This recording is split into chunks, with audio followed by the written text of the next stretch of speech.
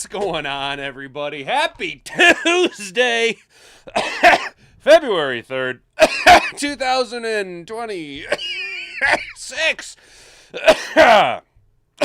Shit, man. That fucker was ripping. We're ripping here, ready to go with you guys. It's a... Jesus Christ. It's Tuesday, February 3rd, 2026. Mad Hatter Nation, guys. We got stories. We got things. Hopefully we can stop talking about the coaching carousel as we bear down on the final week of this actual season before we kick off our favorite time of the year. That is the off season. With the Super Bowl approaching, there's only a couple spots left for head coaching opportunities, and it seems to be that everything's kind of settling where it needs to go. There is still some questions out there, but as we inch ever closer to the start of the actual offseason, the 2026 NFL coaching news, Cardinals, the Arizona Cardinals, going to go ahead and take a swing on Mike LaFleur. That's right, Mike, not Matt. Mike LaFleur as a head coach, and the Raiders, the Las Vegas Raiders of Oakland, reportedly are reaching a deal with Clint Kubiak, and then with Robert Saleh going to Tennessee, take on the head coaching job over there. Obviously, there's an opportunity for a DC in San Francisco, which historically, being an assistant coach under Shanahan, has done a lot for guys. Raheem Morris looks like he's heading there. Obviously, last defensive coordinator job was in L.A., getting a little bit of the old divisional rivalry squared off. Put up your dick beaters. Let's dance. You know what I'm saying, guys? And then we're going to go ahead and talk about, I don't know if you guys know this, there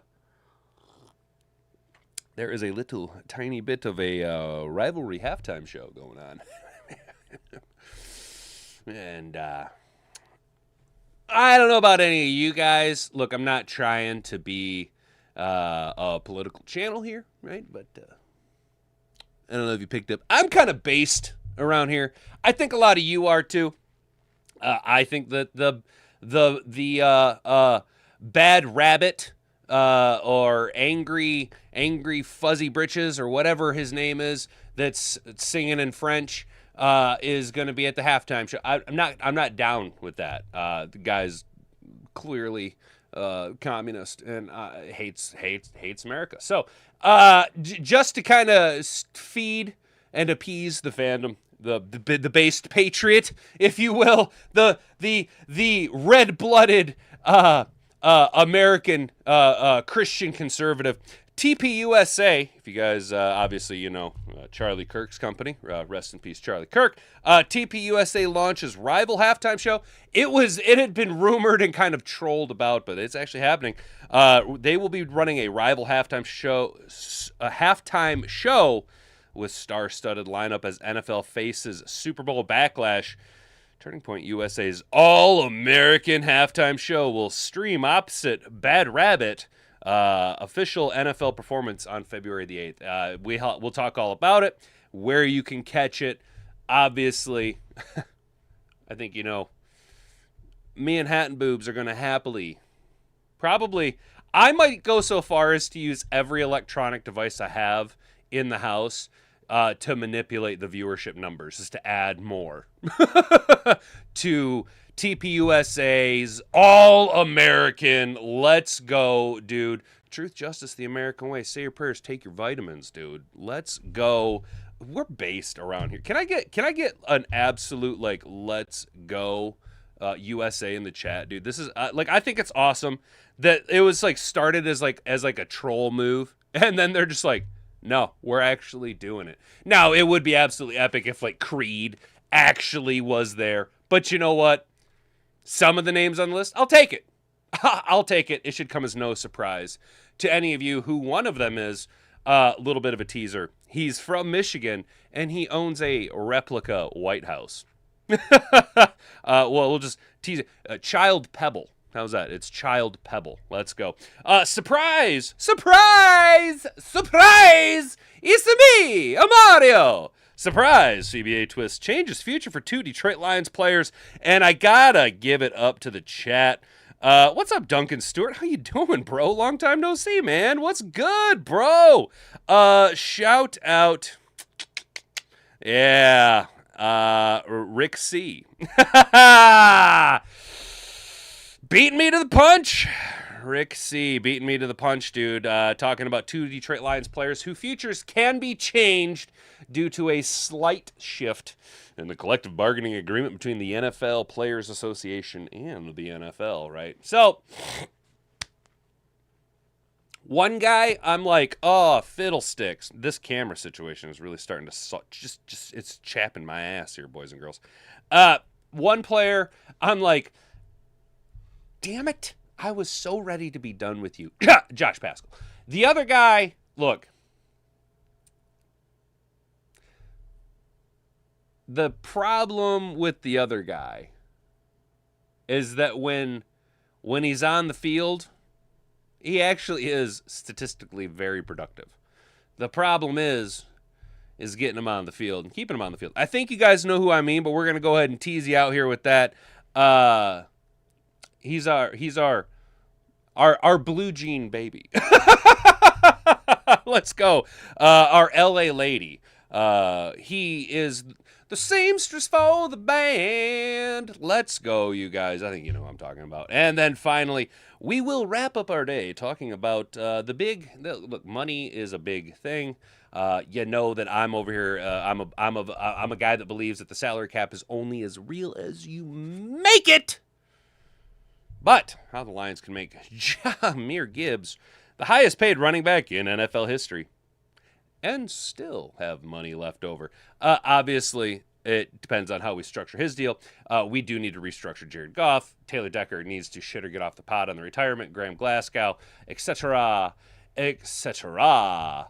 However, I think this is one thing that Brad Holmes is a little underappreciated for what he's able to do. Jameson Williams, Aiden Hutchinson, Penei Sewell, Amon-Ra, Jared Goff, all of our foundationary pieces. Brad Holmes is really good at getting these big money deals done, resetting the market before anybody else does.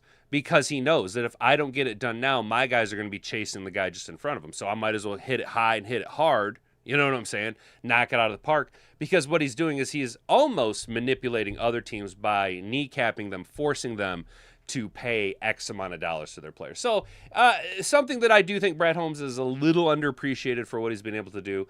Obviously, there is, well, what do we do about the salary cap this year? Well, there's a lot that goes into the salary cap this year. A lot of money games that need to be played, as well as the cap going up, and Jared Goff needs to restructure. But, oh, golly jeepers. Guys, what the hell is going on with my camera today, man? What is going on with my camera? What is with this thing, dude? This camera is really pissing me off, dude. Oy vey. Oy vey. Oh, man. I like the camera. I just can't figure out how to stop it from going bananas. And you know what? You know what, guys? They talk about AI taking over the world. My camera has an AI assistant. Yeah. Okay, Clunker. Taking over the world. Okay, Clunker. And then if we got time, guys. If we got time. So I have news. I have very exciting news, guys. Very exciting news for everybody. Over the weekend, I tried something very, very new to me. And in doing so, I have fallen in love. And this might come as a bit of a shock to some of you. Hat and Boobs and I had a long talk about this. And she's actually very okay with this. Over the weekend and yesterday, so the past several days, I have been experimenting with appendix carrying. And I absolutely love appendix carry. I don't know why I was so afraid to appendix carry in the past. Oh my golly jeepers gee willikers, fellas. Appendix carrying is the cat's ass, dude. What was I thinking? The concealment, the comfortability, it's great. It also low-key kind of helps with my posture. Yo, and I'm carrying a Glock 19 appendix carry. So, that being said, there are some adjustments that I would like to look into with the appendix carry, and that has led me down a road because I don't know if you guys can tell, I'm a little bit of a bigger fella, 6'4", 241 as of this morning. 6'3", 6'4", somewhere around there, you know. But 2'4", technically 241.3 before I shit before the show. But I do want to look at fat tack holsters. Do you guys know anything about fat tack holsters?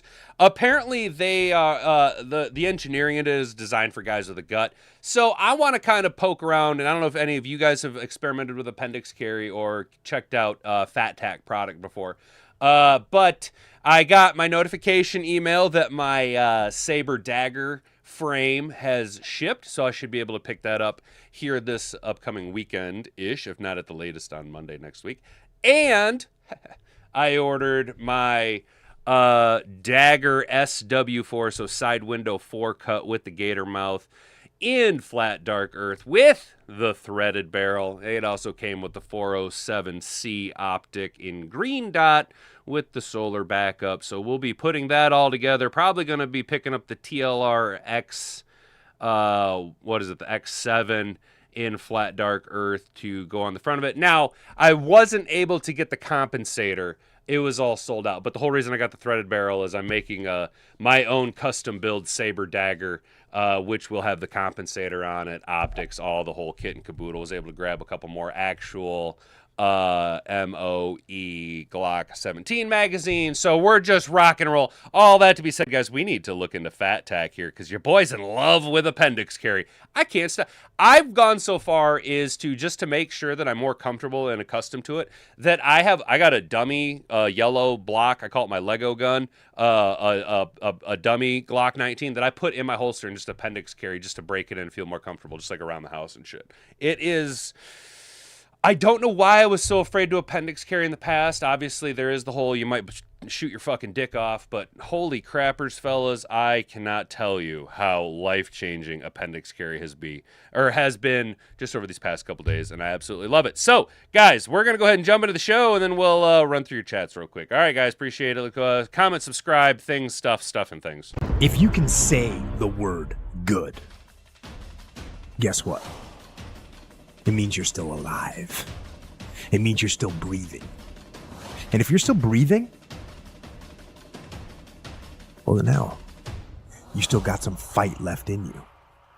So get up, dust off, reload, recalibrate, re-engage, and go out on the attack.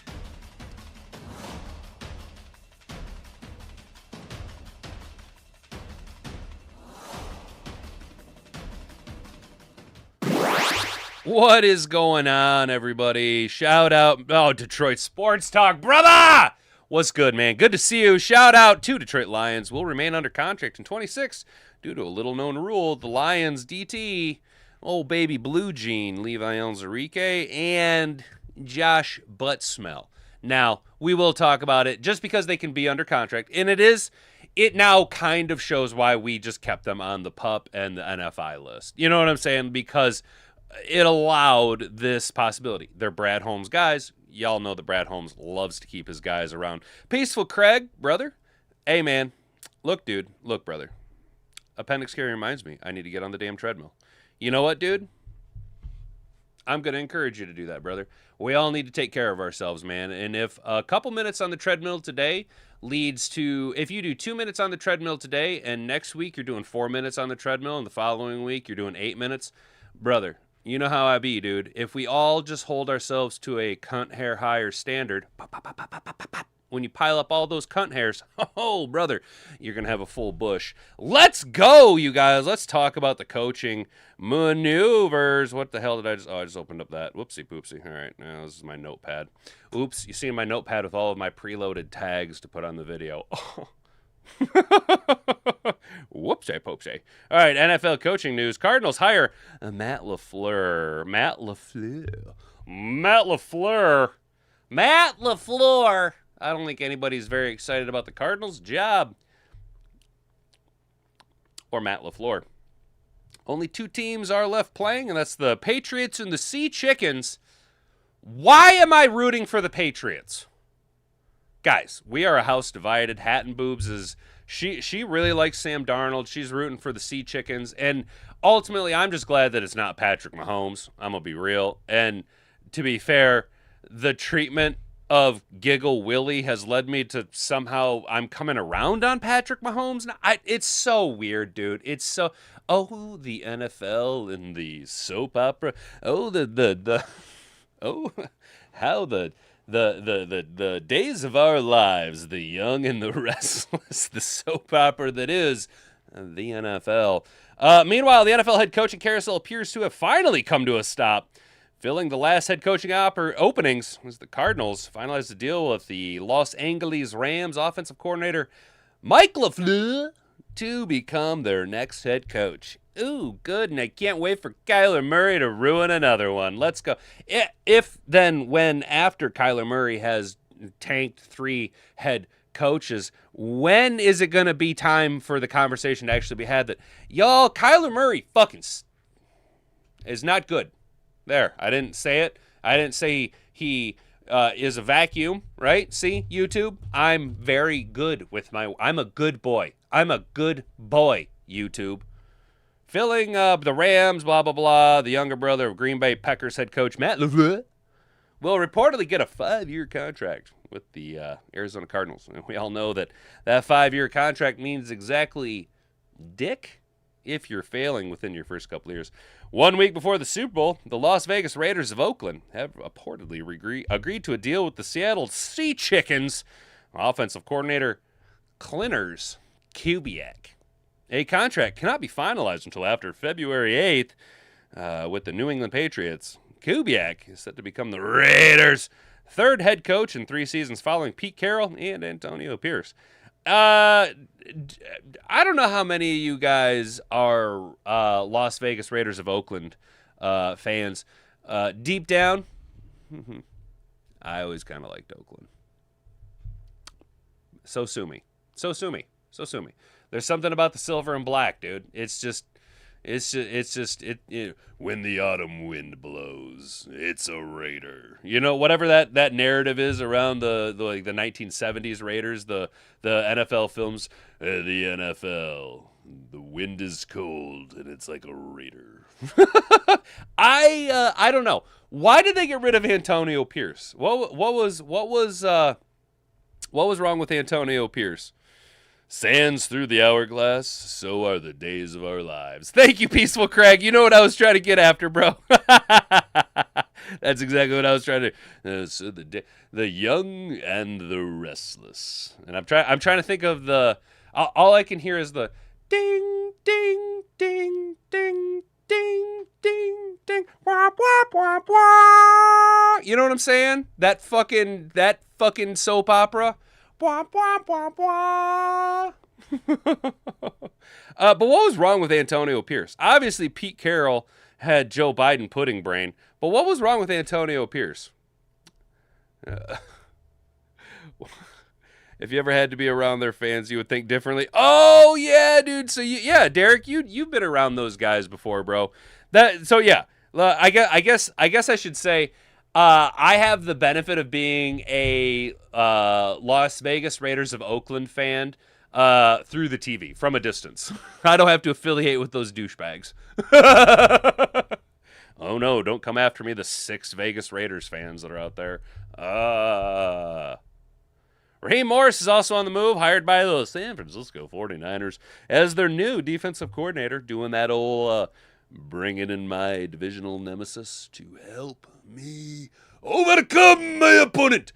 Sons Zeus is in the art of a war. I will understand my opponent better than he understands me. You know what I'm saying? You see what he's doing there? You see what Sean McVay is doing there? Also with Sean McVay doing this, Raheem Morris now gets to say he worked for Sean McVay and Kyle Shanahan. So kind of bolstering his resume, obviously. Raheem Morris probably still hoping to get another crack at the head coaching realm, though probably going to have to sit on your Duffet there, Little Miss Muffet, because you've had a couple of tries at it and they've fizzled out. Now, obviously, Raheem Morris can do the old Brian Flores thing, and if he has any success in San Francisco, he'll be the Rooney-ruled guy for a little bit here, because he doesn't quite bring the baggage of a Brian Flores, unless he decides to go absolutely nuts and sue the NFL over his termination from Atlanta. We'll see. Obviously, earlier in the week, the Brown Eyes hired former Ravens offensive coordinator Todd Monken. Whoa. Calm down there, Cleveland. All right. Don't be making such a flashy hire. Whoa, way to make a splash, Cleveland. Oh, there. With all the names floating around. First of all, Cleveland, you fucked up in firing Kevin Stefanski. That's your first mistake. It's not the coach. It's the front office, and it has been. Well, pretty much since the mistake by the lake was wiped off of their dad's genes, right?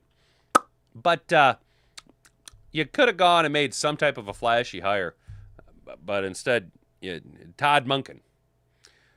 And instead of making a flashy hire, you hired Todd Monken when, if you were going to make the not flashy hire to begin with, I'm not trying to say that it was his turn, but you should have just kept with continuity. Now you have the days of our lives in Cleveland as Jim Schwartz throws his arms up in the air like he just don't care. You know what I'm saying? He says, I'm out of here. He says, get bent. You interviewed me twice. You said you were going to keep me on. But no, not my bag, dude. You know what I'm saying? So I don't blame Jim Schwartz at all. Monken emerges in the choice process.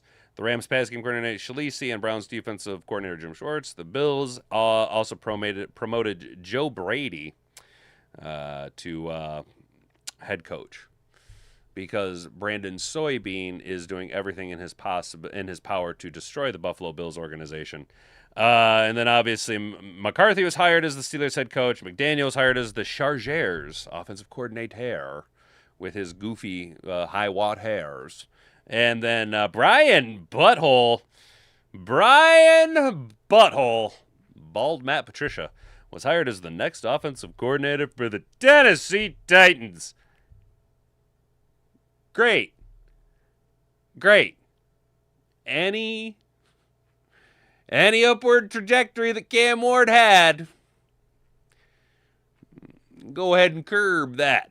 Go ahead and pump the old brakes on that one, because that was stupid.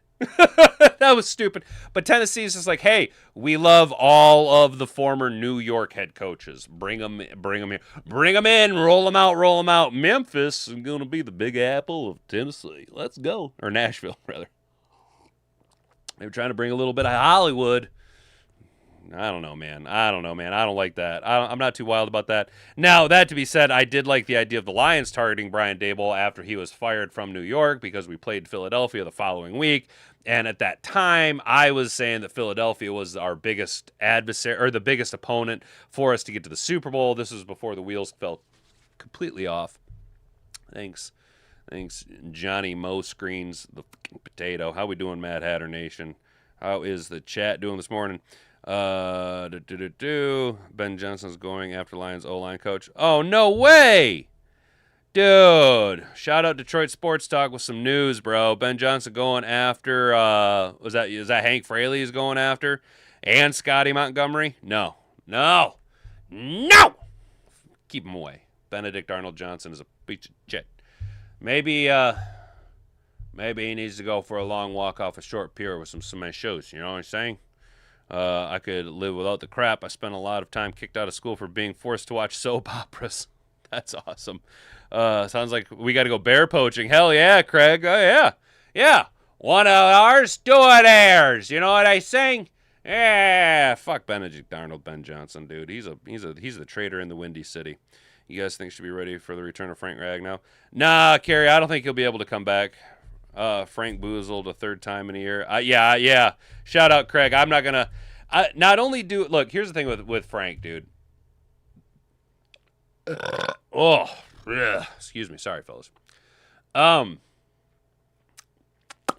Frank Ragnow retired because he was like, my body is too banged up. You know what I'm saying? And then Frank Ragnow was like, you know what, guys? I feel great. I've never felt better. I feel so good. I'm going to come back and play in the NFL. I'm going to do it because I'm Frank fucking Ragnow. You know what I'm saying? And they're like, hell yeah, dude. You've had all this time off. He says he feels great. You know, he's like, I'm healthy. I'm good to go. And they're like, all right, cool. And they stuck a mirror under his nose and they're like, step one, produce steam. And he produced steam. And they're like, 50% of the way there, bud. And we're like, everyone's just like, yeah, buddy, here comes Frank. Frank the Tank. And then he was like, yeah, check my legs out. I feel great. And they're like, dude, your hamstring is hanging on by a fucking thread. And he's like, nah, man, I feel great. I've never felt better in my entire life. I feel like a new boy. Look at me. And then he did like a cartwheel. And they're like, dude, don't ever do that again. Your hamstring's about to fucking fall off. See? And he's like, oh. Well, what does that mean? And they're like, dude, that means you can't play football no more. Like, that's the reality of Frank, dude. That's the reality of Frank Ragnow is it's just it would be detrimental to his life. You know what I mean? The quality of life post football would be in such. Is it worth it? Is it worth it? At this point, no, dude. Don't do that to yourself, bro. It's never gonna be worth it. If Batman Frank ain't coming back, is Skip gonna be our new O-line coach? You know, Rick, that could be a possibility because he's scouting. He's out there scooting. He's Dan Skipper scooting out there with the O-lineman. He's scouting O-line and tight ends at the Senior Bowl and stuff. So he's at least moving into the coaching. Is he ready to be an offensive line coach right out the rip like this? Maybe. I don't know. I don't know enough about him. But it would be kind of cool, though, and it would make sense. You know what I'm saying? It would make absolute sense. So TPUSA, you guys, is going to be running a halftime show in direct competition with Vile Rabbit or Evil Fuzzball, Evil Cotton Ball, that Wascoey Wabbit. Oh, my God. Oh, my God. That's what I'm going to call it. It'd be like 9/11 times 2,000. Oh, my God. You're right.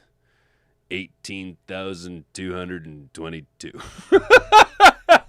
Oh, my God.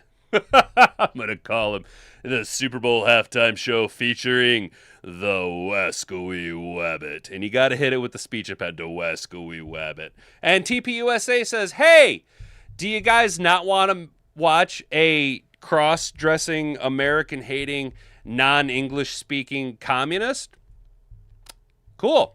Why don't you come on over to TPUSA, where we're going to try to keep the big tent afloat. Even though we don't have Charlie Kirk, we're trying to keep MAGA together. Oh, come on, guys. We just got to get it through the midterms. Let's go. Turning Point USA's All-American Halftime Show will stream opposite the Wascoey Wabbit's official NFL performance on February 8th. There she is, the Ice Queen, the woman who has spent her entire career seeking fame, Erica Kirk. All I'm saying is check out Awaken with JP or JP Reacts. One of his two channels has I'm not saying it's a takedown of Erica Kirk, but there is some stuff in there that'll make you go,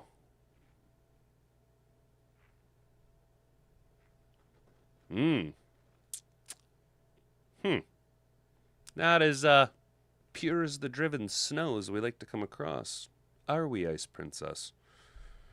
TPUSA is launching a star-studded alternative to the Super Bowl halftime show, unveiling a patriotic concert it says will celebrate faith, family, and freedom, a.k.a. the American way.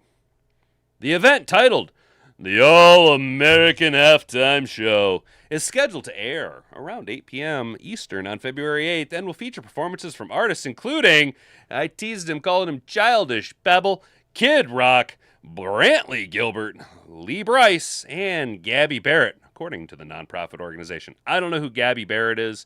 I've heard Lee Brice, obviously Brantley Gilbert and Kid Rock, but I don't know who Gabby Barrett is. But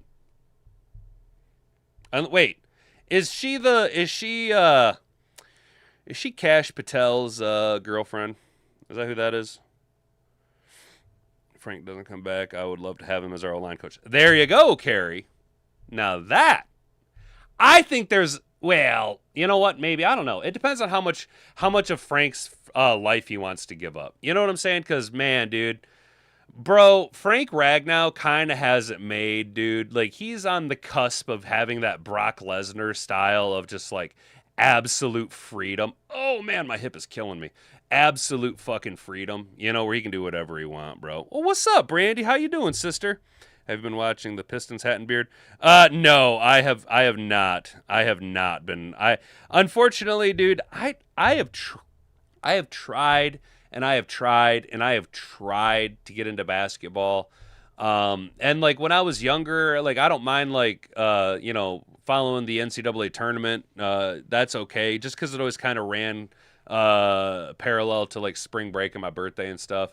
But like, dude, I don't know, man. I just don't like basketball, dude. It's just never. I like violent sports, dude. Like I used to really like hockey when I was a kid. I'll watch hockey. I don't follow hockey. I'll watch UFC, but I don't like follow UFC. Full disclosure, you guys, I'm so into she's a country singer like the others. Gotcha. Thank you. That's what I appreciate it. Well, you see where I was at? I was like, I hope to God it isn't Cash Patel's girlfriend, yo. Shout out Brandy. How you doing, sister? Good to see you. I quit watching. LaChina James started his bullshit. Exactly, Mr. Figs. And that's the thing, dude, is like especially the NBA is they're just such divas. And I don't know, man. I watched the Bad Boys too. Like when I was in high school, I watched like the gritty Pistons, you know.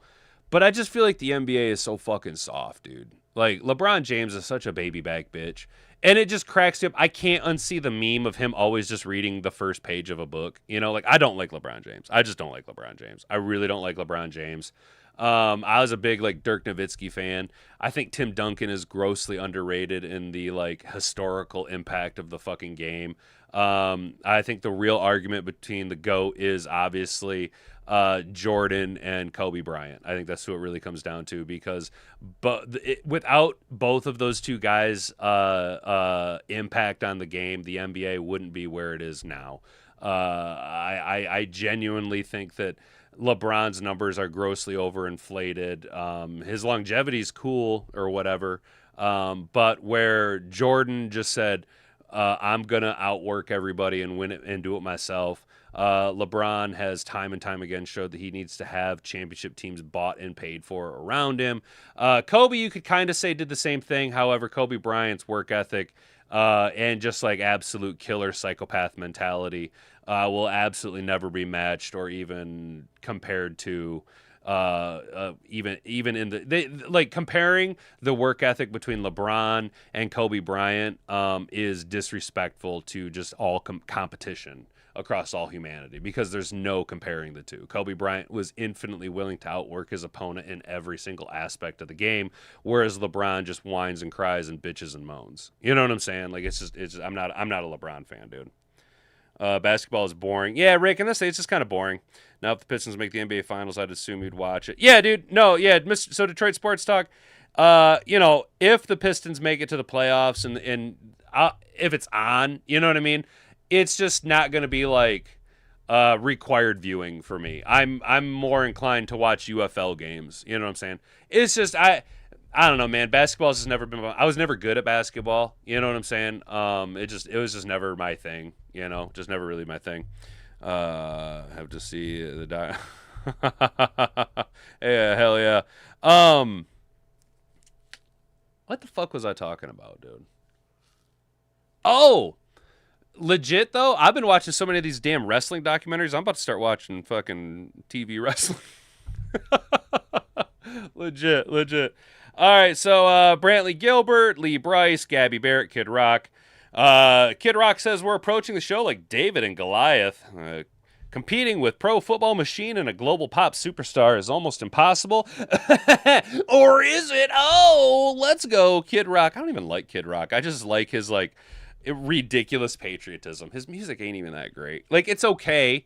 You know, Kid Rock is exactly what you need it to be. Summertime beer drinking outside music. You know, it's summertime party tunes. Let's be real. That's what Kid Rock. And if that offends you, I'm sorry, man. It is what it is. But that's just the reality of the matter. It's not. Kid Rock is not like. In 200 years, we're not going to be going, man. Bawa da ba. Woo! Nobody says it better. Just listen to the lyrical. Ba with da ba da bang dicky dicky said the boogie said up chuck the boogie. Oh man, that just like I can't wait to hear people just remix that. You know, but Kid Rock is what you need Kid Rock to be. You want to have a good time, crack a few cold ones outside in the summer, partying with the boys. Yo, Kid Rock's gonna hit. You're gonna turn it on. You're gonna go Kid Rock, and then after about 3 or 4 of them, you're gonna go hell yeah, brother, Kid Rock. You know what I'm saying? You're going to be like, Hulkamaniacs, yo. Let's go. The concert will air opposite the NFL's halftime show, headlined by Latin music star Wascoey Wabbit, a selection that has sparked backlash from some conservatives or American patriots. You don't have to say conservatives. You can just say what it is, American patriots. He said he's having a dance party, wearing a dress, and singing in Spanish? That's cool. We plan to play great songs for folks who love America, Rock said. TPUSA spokesperson Andrew Colvett told Fox News Digital the alternative broadcast is intended to provide families with another viewing option. Good on them. See, that's the beautiful thing of the free market. Isn't that what you're seeing? And this is why this is if this has any traction at all, which it will, just for the lulz. I mean, just for the meme of it, this is going to have traction. But when this actually draws viewership away from the NFL halftime show, expect the media machine to throw all of the mud, all of the names, you know, alt-right, American nationalist, which I don't see a problem with the word American national. I'd proudly tell people I'm a Christian conservative American nationalist. They'll use the term neo-Nazi, blah, blah, blah, Trump's America, the MAGA. They'll probably just straight up call it the MAGA halftime show. Because ultimately what it comes down to is the American liberal mind is so hell-bent on communism that the idea of a free market existing, let alone exercising its will and flexing its might, the all-American dollar, the absolute last voting vestige you have as an American, when it actually is put to practice, they can't stand it. They hate it when the free market works. That's why they can't stand the Target backlash, the Bud Lightification of events. That it really irritates them when Americans actually exercise the free market availability and show the true power of, I don't like option A, I will use my free will and my dollary dues to put it towards something that I agree with. It happens time after time after time after time.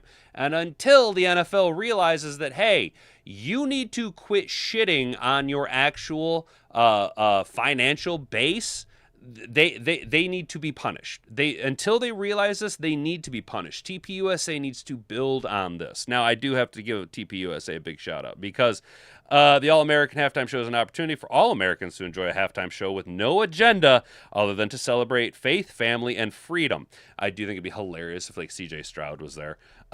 Just real quick, this is what I wanted to shout out. This is what I really love what they're doing here. Blah blah blah. Bad Bunny. Look at this douchebag. This is what they did here. This is what I like.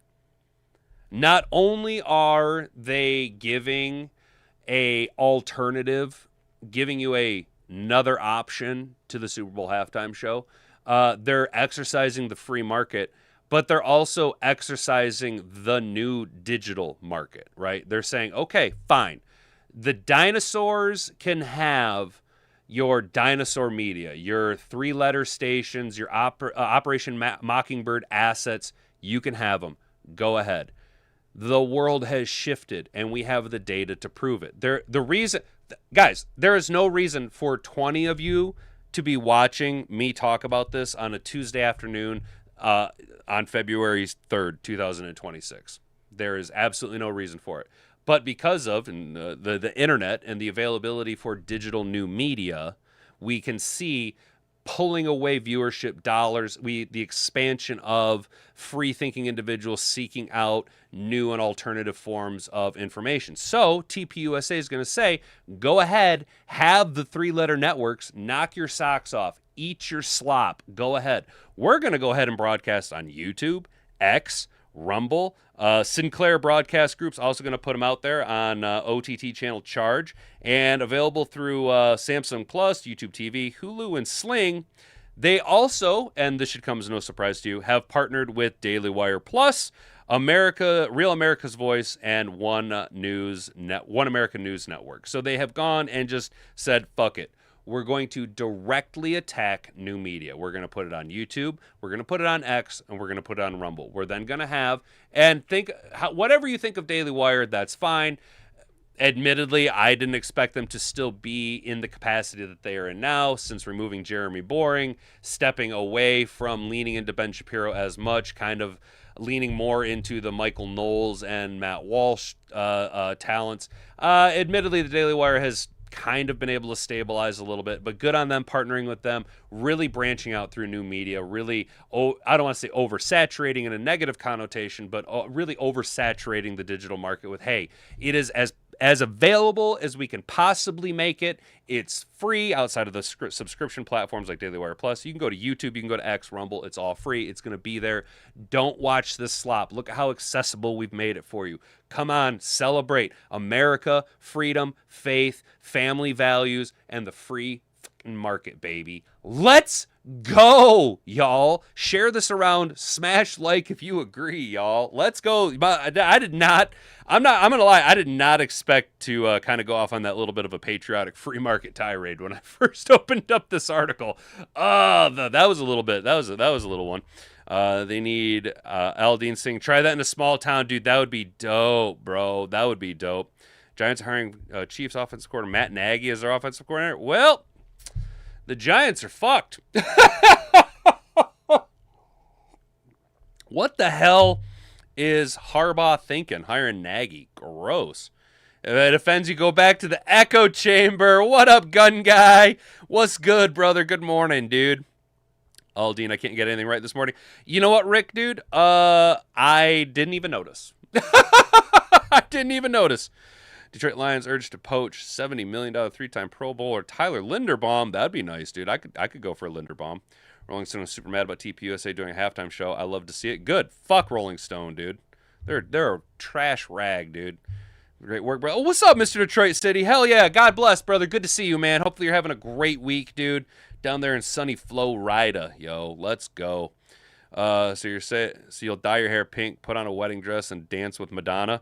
Just yeah, no.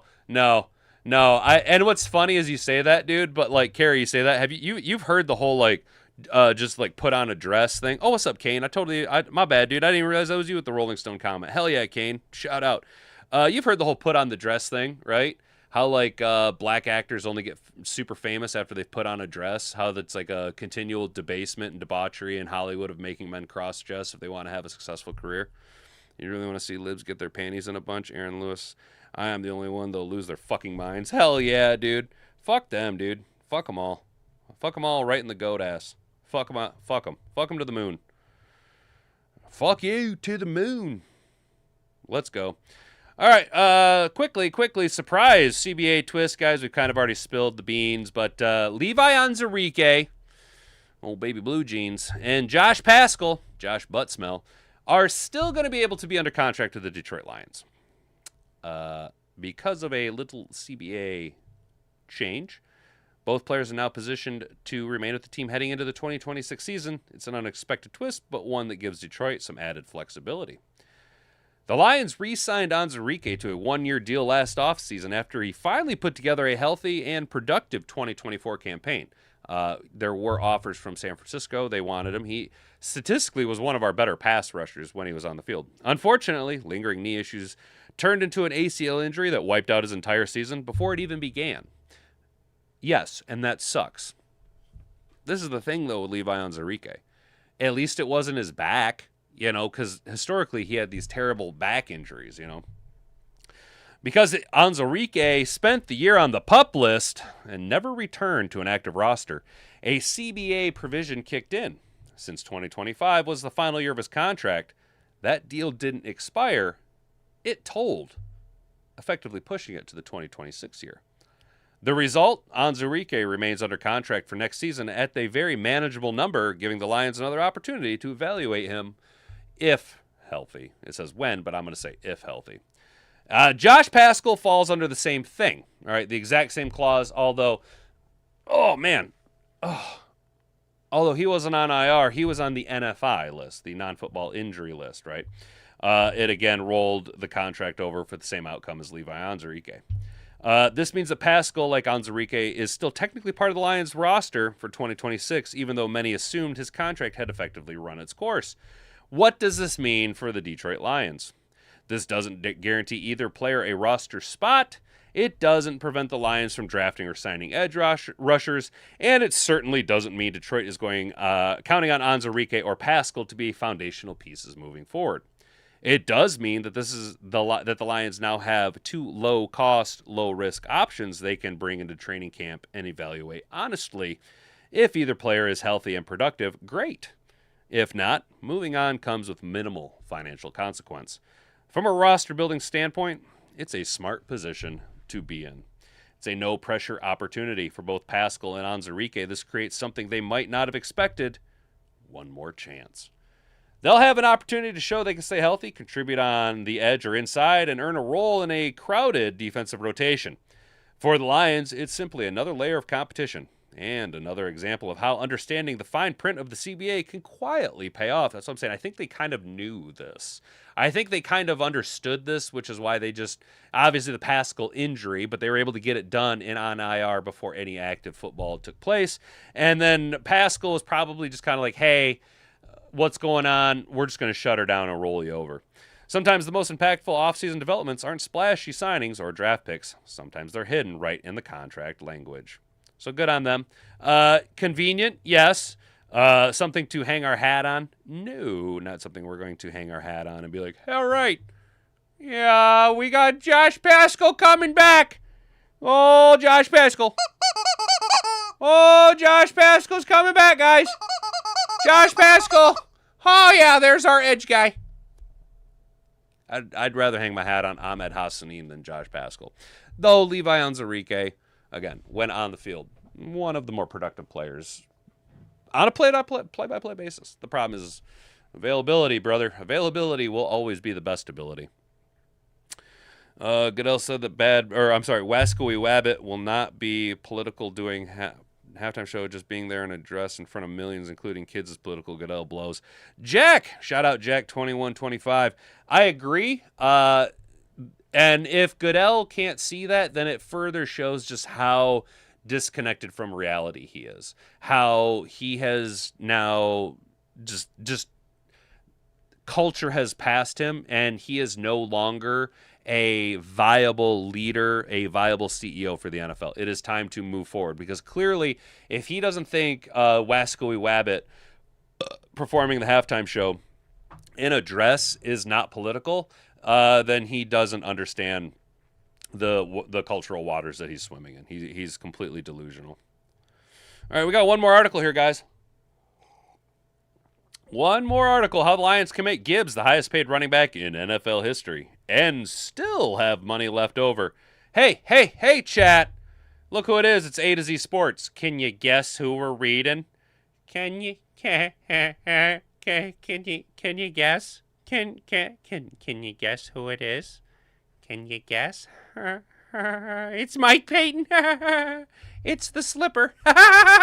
It's the slipper, Mike Payton. On Monday, we talked about the Lions have 2 extensions to get done this offseason. We set Jack Campbell up with a record-setting linebacker contract. Now it's time to do the same for Jahmyr Gibbs. If there's been a sentiment around the league for years, it's that you don't pay running backs. To some degree, that is the correct way of thinking. But there are guys that you absolutely have to pay, and Gibbs is 100% one of those guys. He is the best running back in football. Because of that, he's likely to be the highest paid running back in NFL history this offseason. Until Bijan Robinson beats him soon after. Let's take a look at what the deal would look like to get done. And that's what I'm saying about early on in the show when I said Brad Holmes is pretty good about beating other teams to the punch. You know, because so theoretically, Jahmyr Gibbs becomes the highest paid running back in NFL history. Bijan Robinson can then use that as leverage to demand more money because it historically is, you know, player A gets paid, player B then says, okay, I need to be paid more than player A because I am being signed after him. So Brad Holmes needs to get these deals done because if not, you'll see an inverse where Bijan Robinson becomes the highest paid running back in NFL history, and then Jahmyr Gibbs can use that as leverage. So the sooner you can get it done, the little bit more flexibility you will have because, yes, we're talking anywhere from, you know, $6 to like $13 million over the span of like 4 years, but that's still the small details, the $2-3 million per year that add up to another guy or another body that is competition in camp. Does that make sense? It adds a little bit more flexibility in the long run. And Brad Holmes, again, has historically shown the ability to get these deals done in time. Making Gibbs the highest paid running back in the league history comes with a cost, but the Lions can still work their way around it. Our projection for this deal is that Gibbs signs a 4-year contract worth $76 million, with $52 million of that guaranteed and an annual average value of $19 million. Here's a full layout of the deal. Obviously, so in 26 he'd get 7.1. In 27 he'd get 18 million. In 28 he'd get 5.7. 29, this is where the big dollars start kicking in, is in 29. 13 million, 18 million in 30, 25 million in 31, and then a void year with 4.2 million. However, what you can see is once you get into here you go. All right, 2029 season. Once you get out of the 2029 season, his salary cap value increases. However, you can cut and get out of it. You see his cut value or restructuring start to taper off. Now we are in 2026. We are looking 4 years ahead. That's a lot of miles on a running back. I'm just going to be honest. That's a lot of miles on a running back come that time. So this is kind of a smart maneuver here as far as the dollar reduce is concerned. So, yeah, this would be your 5th-year option in 27, rookie deal, 5th-year option. Year 1, you're paying, you know, a low amount. Year 2 of the extension is when you start to really shit out the dollar reduce. Year 3, you're still on a heavy salary cap, but then you start to have a cheaper out. Then year 4, big dollars, cheap out, and then year 5 is a void year. That'd be 2032. That's a lot of miles between then and now with Jahmyr Gibbs, and a lot of possibilities for, Lord help us, an injury or two. You know what I'm saying? Let's talk about a few things. That Gibbs is going to get a little bit of a raise in 26. The cap hit is going from 2.9 to 7.1. The reason we do that is to spread things out a bit, so the whole deal isn't just waiting for the Lions of 2028. He also gets his highest guaranteed money payout in 2026. This is how the Lions like to do it. It helps keep the cap hit smaller up front. In 27, there's going to be somewhat of a pay raise when the Lions pick up his 5th-year option that is fully guaranteed and cannot be spread out in any way.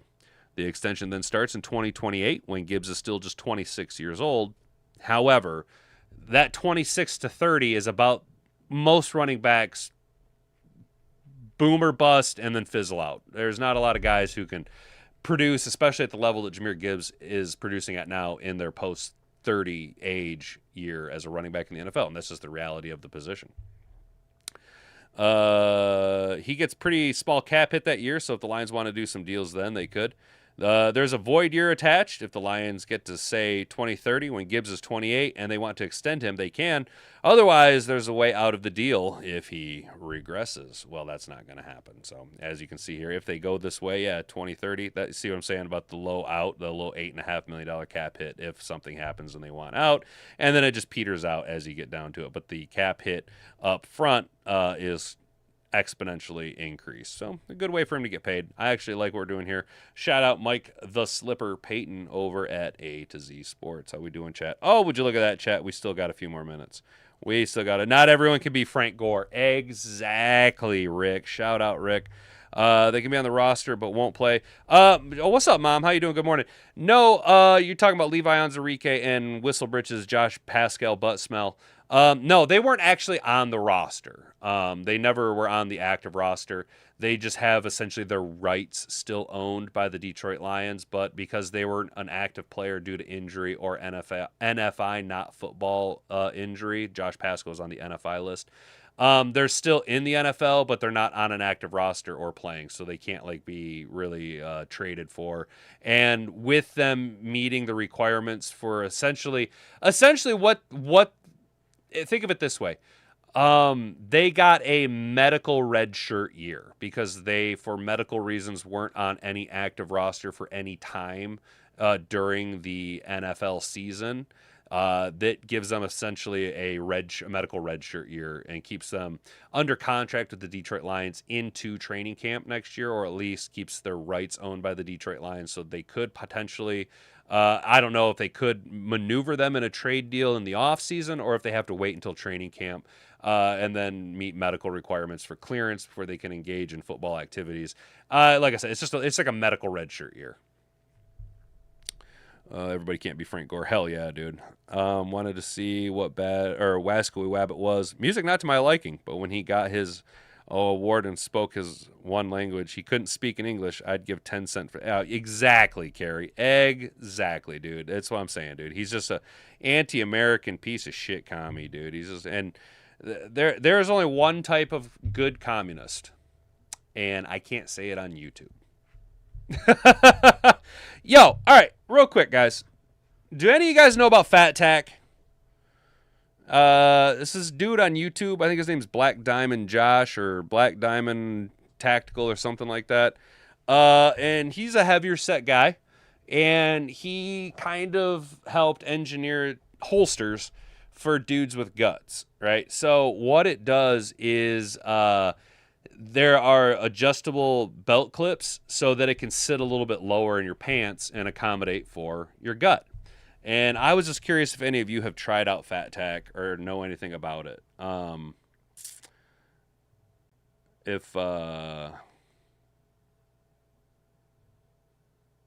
Yeah. do.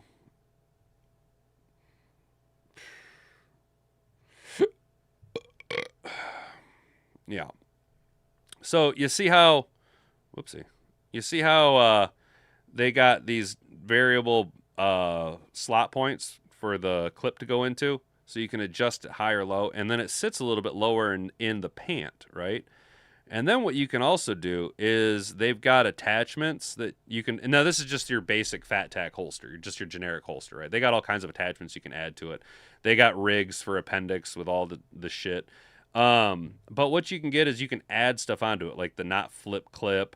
They got wedges you can put under here so that it helps with so that your gun doesn't tip down. It keeps it more balanced in your pant when you're sitting down.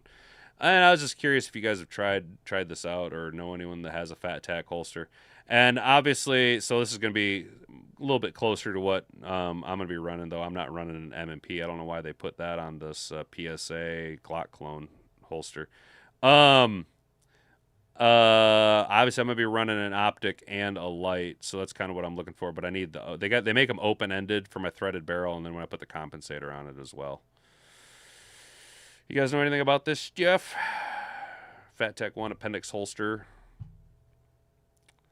See, they got this set up here. See what I'm saying? Where they've got it designed so that you can add attachments to the holster itself. You see that? And so you fasten on that where that belt clip was, you leave the first belt clip over there, and then that belt clip transitions over here to your appendix magazine rig setup.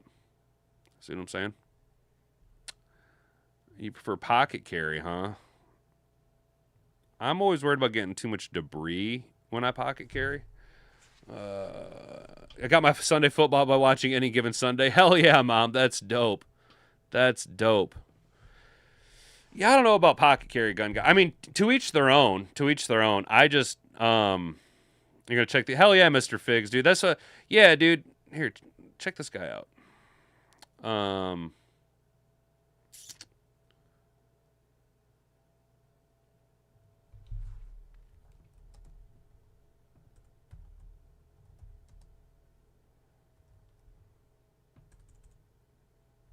Black Diamond Josh. Oh no, there's a new video out from fucking Buff Dudes. Oh no, those guys have been going through it. Yeah, this guy, Black Diamond Josh. Check this dude out. So he kind of more or less developed the Fat Tack holster. Like Fat Tack is his company. He's a gun tuber, dude. You should check this guy out. And if you don't like, if you kind of like what he does, obviously there's only one A.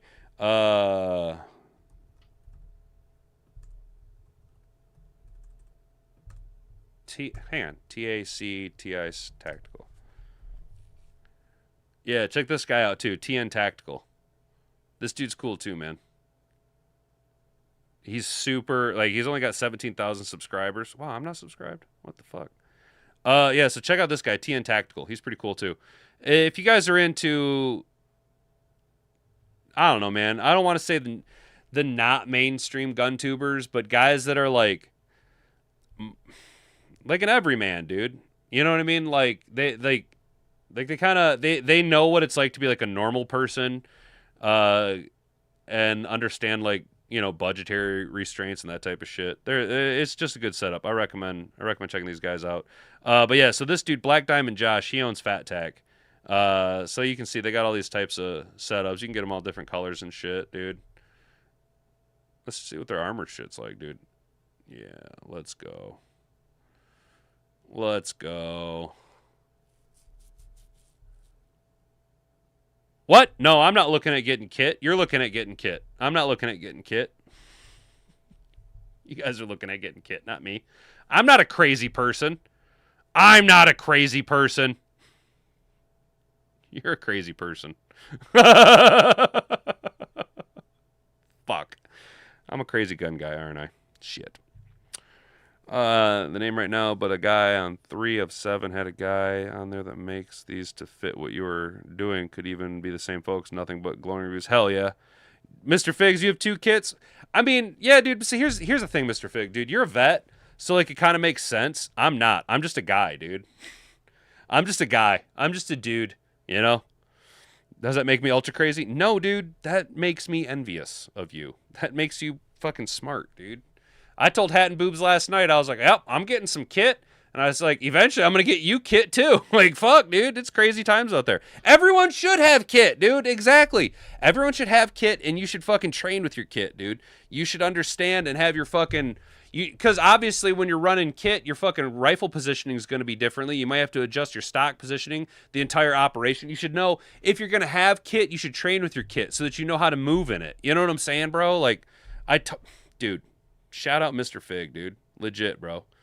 The holster lines, the whole pocket. Oh, I see what you're saying, gun guy. Dude, my bad, dude. When people say pocket carry, I literally think you're putting like a LCP 380 auto in your pocket and just like, boop, with your fucking Tic Tacs and change. You know what I'm saying? So you got a holster in your pocket. I see what you're saying, bro. Raj, I see. That makes sense, dude. IW holster for every day was just too uncomfortable. You know, dude, and gun guy, that's like... I prefer open carry. It should just be allowed. People shouldn't have their panties in a fucking twist. If you want to open carry, like, just fuck off, you know? But like, I was fucking, what is it, 3 o'clock? Is that what, 3? I was inside the waistband on my hip, and it just like, it was making my hip hurt, dude. And like, I don't know, man. I didn't feel like it was concealable as I wanted it to be. So I was just like, I was looking at these Fat Tack holsters, and I was like, before I go and before I go and spend money on a holster that's basically meant for appendix carry, I was like, let's see if I even like appendix carry. And I appendix carried to church, and I was like, oh my gosh. I was like, well, this is a perfect opportunity. Up, down, kneeling, sitting, moving. I'll be able to see if this actually works. I was pleasantly surprised at the concealability of it, because my DY9 is actually a little bit thicker through the slide and frame than a Glock 19, even though it's a Glock 19 clone. It's a little bit thicker. I do have a mag well on it, and I run Glock 17 magazines in it, so they do stick out a little bit on the handle. Concealability was perfect. You couldn't tell that I had it. Comfortable. And again, it helped with my posture a little bit. So I was pleasantly surprised with appendix carry. If you can get comfortable with it, I recommend it. Now, I wasn't wearing it directly on top of my dick. I was wearing it slightly kind of off, so that the barrel kind of landed between like my dick and balls and my thigh. You know what I mean? Like kind of right more in my groin, so it wasn't like smashing on my dick and balls. It was just kind of like off to the side, because I obviously with my next EDC, I'm gonna have with the comp on, it's gonna be a little bit longer, and I wanted to see how that fit out pretty good though. I was pleasantly surprised.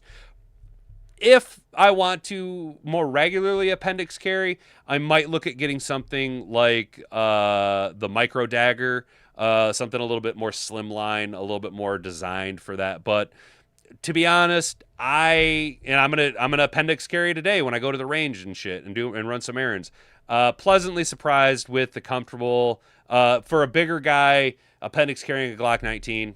A lot more comfortable than I even thought it could be. Like I really recommend it. Nut Fancy is a cool gun, dude. Who's Nut Fancy? Nut N Fancy?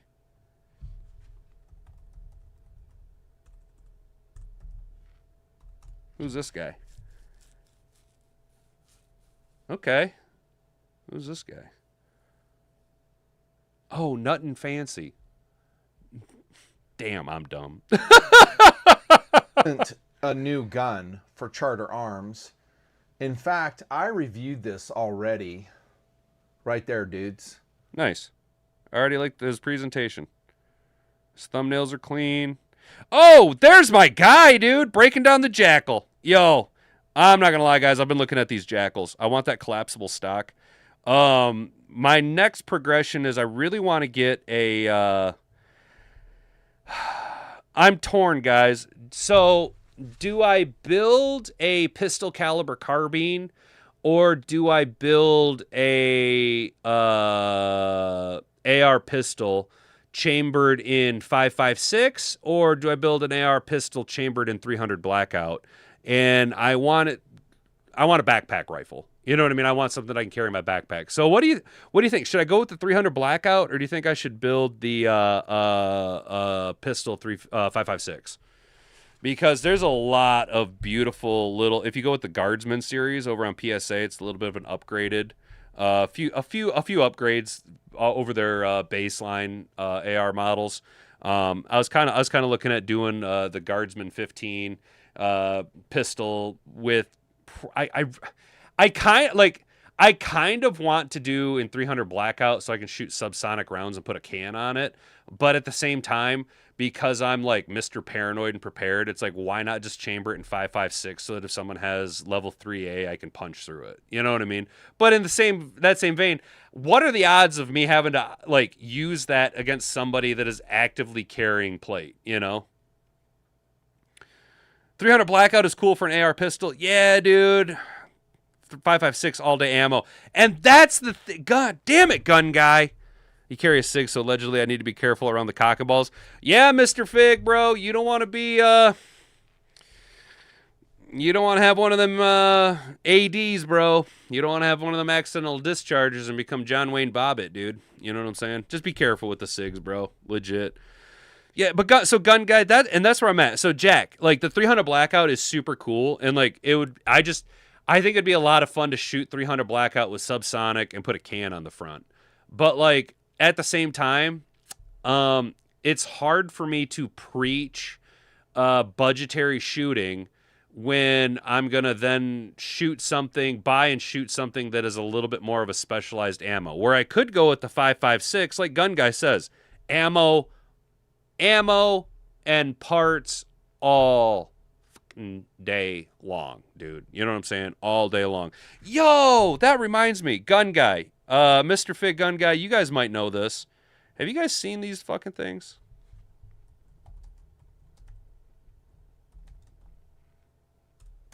Have you seen this shit? What the hell is this stuff?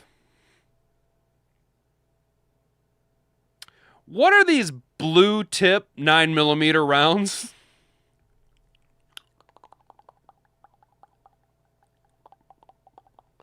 Cause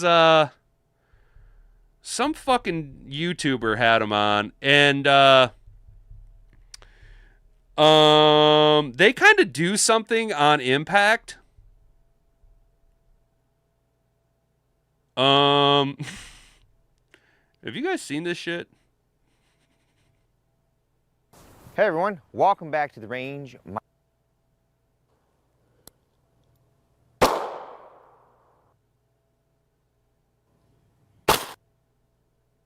I don't want to see a... Very velocity string, the 3 amp. Yo, where is the guy? Time for me to get the heck out of here, but the end of all my videos. That isn't the video. I don't even know who this guy is. There's some fucking dude that I watch on YouTube. God damn it, who is the kid? I'll never remember his name. He pops up in my shorts. But, yo, these blue tip fucking things seem to have a little bit of a extra force multiplier in them. Yeah, no, I knew. Yeah, dude, I thought the same thing, Mr. Fig. When I seen that, I was like, are they sim rounds? And it's like, all right, let's just, we got time, dude.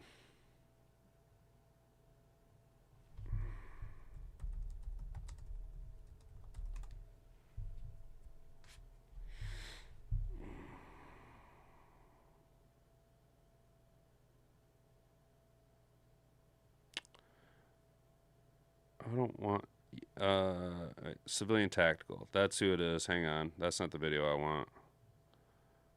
Have you guys seen this guy, the civilian tactical kid? He's all right. I don't know.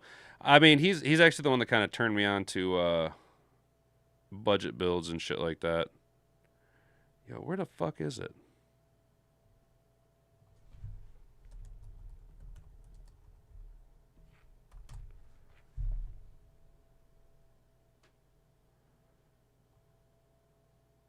Here you go. Which brings us to the final round, known as the rip round. Let me show you the 5 weirdest rounds of 9mm I own. This one has absolutely no lead in it, but these ones I think would be the absolute most painful. As a baseline, of course, we have... I hate watching shorts on desktop. Yo, what the fuck, man?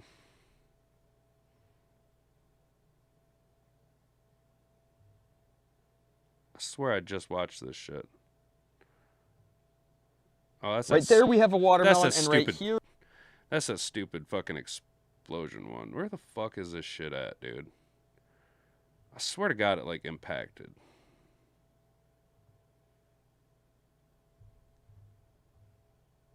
Bro, what the fuck? Well, maybe I was just fucking dreaming it.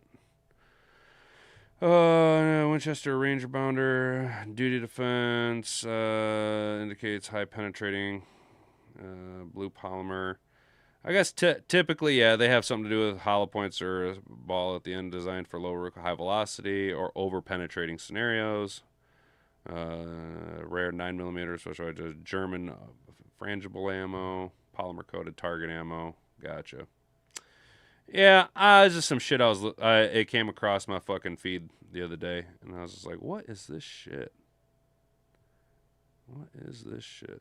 Sorry. Falling down a rabbit hole, guys. My bad. Oh.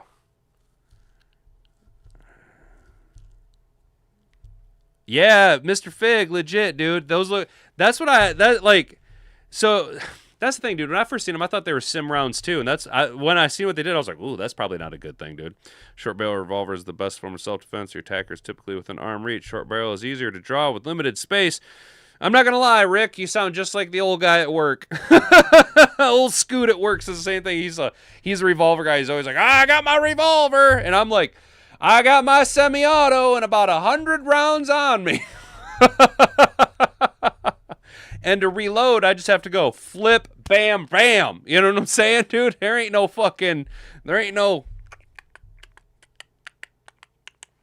Now, I know, I, for some reason, live in this fantasy where we're all living in Grand Theft Auto or Heat. What's up, Brent? Your boy Jake Slaughter did good at the Senior Bowl. Dude, I'm telling you guys. Jake Slaughter's the man, dude. Jake Slaughter's the man.